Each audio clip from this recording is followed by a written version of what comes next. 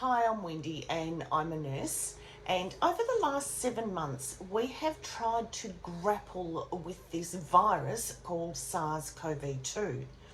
Now, it seems to be one of the most devious viruses that man has encountered so far.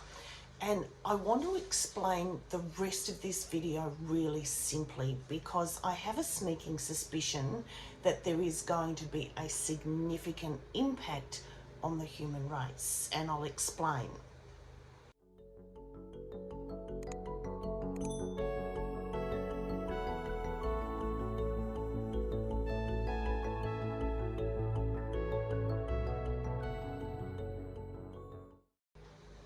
So the virus started out as what we thought is just a respiratory virus with a cough and a fever, and people would either recover or they would develop pneumonia and either recover from the pneumonia or they would die. But we were seeing people just walking along the street and just dropping down dead, and we knew that there was something else that had to be going on. Now, we learnt then that it attached itself to the ACE2 receptor, a little bit like the original SARS virus, and the ACE2 receptors it was attaching to are in the lungs. But we don't just have ACE2 receptors in the lungs. We have them in the conjunctiva in the eyes, we have them in the liver and the bile ducts that come from the liver, we have them in the glandular cells in the intestinal tract, and we have them in our endothelium. Now, endothelium is the layer of skin that is around every organ in the body, and it lines every blood vessel in our body. Now, that's all our arteries, that's all our veins, and that's all our tiny capillaries that go to the far reaches of every corner of our body, if our body's got corners. Anyway, so the ACE2 receptor is actually pivotal in regulating blood pressure, in blood glucose regulation, in transporting amino acids in the gut. Without them, we end up with heart disease, with kidney disease, with diabetes, and with digestive issues. Now, then we started to learn about what changes SARS-CoV-2 does to the blood. Now, the blood ends up thicker, and it was clotting. There were lots of microclots found in places people didn't normally see clots forming. The composition of the blood itself is actually fundamentally different. So red blood cells and white blood cell counts were down. A thing called C-reactive protein, which is an inflammation marker, was sky high. A thing called D-dimer, which is an enzyme that breaks down clots, was absolutely running rampant because there were clots everywhere to be broken down, and it was 40 times higher. So how COVID-19 was changing people's blood was actually one of the significant breakthroughs of the virus.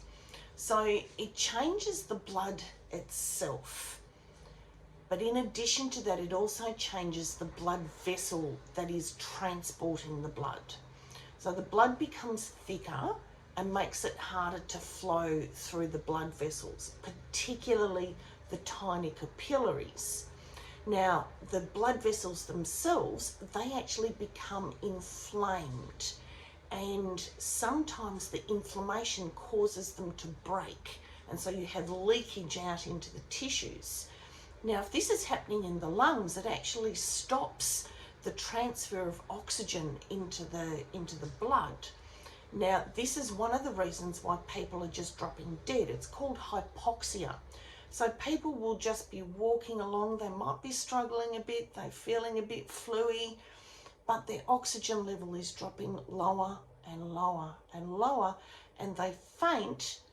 Now, normally fainting is the body's way of regulating so that we can actually start to get a bit of homeostasis. But because the oxygen levels were continuing to drop down, people were fainting and dying then and there on the spot. Now, it stops the liver from working properly. We have a thing called a portal system, and that's where the liver cleanses the blood and it tips it back into the heart to pump it through into the lungs. So if the liver can't work properly, we build up a whole heap of toxins, and one of those is ammonia. Now, ammonia crosses the I've never been able to say that. Ammonia crosses the blood-brain barrier. And one of the things that we see with people with liver disease is confusion. And we usually put them on medications to lower the amount of ammonia in the system because it causes confusion and delirium. Now, if you've also got blood vessels that aren't working properly, particularly your capillaries, if they're inflamed, they will also be inflamed in your brain. So not only are you getting the ammonia going through into your brain cells, but your brain's not getting enough oxygen. If it's not getting enough oxygen, it's what we call poor perfusion. And if you do that in the brain for long enough, you end up with brain damage. And so here's a couple of pictures of people with SARS-CoV-2 who have had MRI scans to show the brain damage that is actually in the brain caused by the virus. It also changes our gut, so transporting of amino acids, the blood vessels that are supplying the nutrients and the oxygen to the gut, they're also impacted, and so we can get stomach cramps and diarrhea and constipation. We can get the whole range of things. There are ACE2 receptors in the gut, and so not only are we getting a whammy from our lungs, but it's then going into the blood system and going into our gut, and we're eating things, so it's passing through the inside of our gut and the outside of our gut. We're getting a double whammy. Now, it creates, and I used the term before, it creates microclots in the capillaries and inflammation of the blood vessels. And this can happen wherever you have a blood vessel. Now, I never ever thought that COVID-19, in fact, no, I never associated COVID-19 with penises. But penises are one of the organs that is heavily reliant on a blood supply. Now, I didn't think about it before until I watched Benjamin Rich, also known as Bald and Bankrupt. He did a video following contracting COVID-19. Now, he's relatively young, he's fit, he is healthy, but he got a really bad case of it. And partway through his video, he announced, and my knob shrunk and it doesn't work. So here's a little bit from him. I caught coronavirus, COVID-19, out of breath, but lucky to be alive. You know, I'm not in the age group that dies from coronavirus. My organs were shutting down. I couldn't think straight, which was another reason why I didn't go to the hospital. My brain just wasn't thinking like a normal human would due to lack of oxygen. And I spent a week basically in intensive care. I had double pneumonia. Yeah, it's been an absolute nightmare. Things there, you know, just people who are never going to make it, and people who are younger than me. What else? Oh, my knob shrunk. I think my knob's actually shrunk during this. I've not had a twitch down there for a month. So no one tells you that, you see. No one tells you that your knob's going to stop working. So I researched this because my mind was just blown with the implications of it. And it's not something that's been shown in the media. And it's not something that I imagine too many people will be voluntarily talking about until it gets to the point that they need to see a doctor because it's a problem. And sure as eggs, I found research paper upon research paper upon article talking about the reduction in the size of people's testicles and the inability of people to have an erection. So let's look at penises first. Yeah, I know, do all the jokes.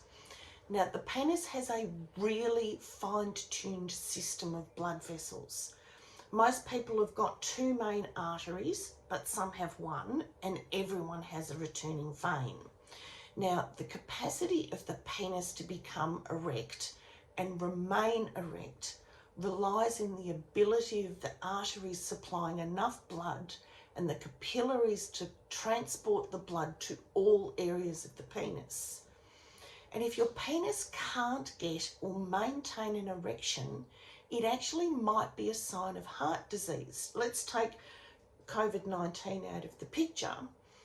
Many a heart attack has actually been prevented because somebody goes to the doctor because of erectile dysfunction and they go, something's wrong with your circulatory system, and they check the heart and they're in the process of heading towards a heart attack. Now, add SARS-CoV-2 to the picture. What then happens to your blood vessels? Yeah, the blood vessels get inflamed. Blood can't get through. Little microclots are forming. And what's this doing to your penis? For most people, it means no erections. In the words of Benjamin Rich, your knob won't work. For others, like this fellow in France who had a 4-hour erection because of COVID clots. And a 4-hour erection might sound great, but if it's because of a clot, it's a medical emergency. Loss of blood flow can lead to necrosis, and you don't want a necrotic penis. And it starts to make me wonder if the doctors are making these choices between who goes on a ventilator and who doesn't. Do they make the choice if there are split-second decisions to be made? Do they save your life or do they save your penis? So I've probably grossed you out a lot, but there's actually more to the male reproductive system than just the penis. We have the testicles. Now, in the testicles, there are things called the Leydig cells, and they produce testosterone. But when you have COVID-19, these Leydig cells start to be destroyed. And guess what Leydig cells have? Yeah, ACE2 receptors. The virus is attracted to the very cells that are producing your sperm, producing the testosterone that is allowing your sperm to be produced. So not only are the testes smaller because the Leydig cells are being destroyed, no one actually knows whether this is temporary or permanent.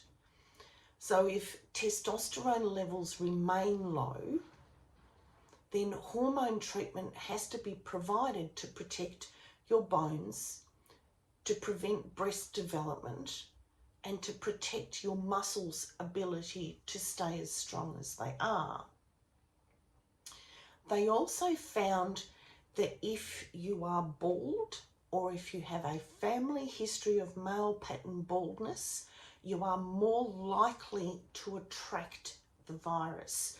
Now, they've discovered an enzyme called TMPRSS2, and that's like a helper enzyme. It grabs the SARS-CoV-2 virus and helps it attach to the receptor, to the ACE2 receptor. And these TMPRSS2 enzymes are found by and large in people who are bald or with a male pattern baldness in their family history. Now, this virus is only 7 months old, and we're only just starting to get the picture of what the long-term consequences may be. And I don't like the look of them. If they're impacting our fellas' ability to father children, then we won't see as many children. Now, I've seen reports of people said that they want to get to the virus. They're going to COVID parties. They want to get it over and done with. But with between 20 and 30% of people who suffer COVID-19 suffering chronic health effects like emphysema, memory issues, erectile dysfunction 3 and 4 months after contracting this virus, there is no way of knowing whether this might actually be for the rest of their lives. I, for one, would rather not catch the virus. I would rather you didn't catch the virus either. So let's protect our lungs and our livers and our brains and the penises. Protect the penises. So wear a mask, stay at home if you can, and stay safe. I'll see you in the next video. Thanks for watching.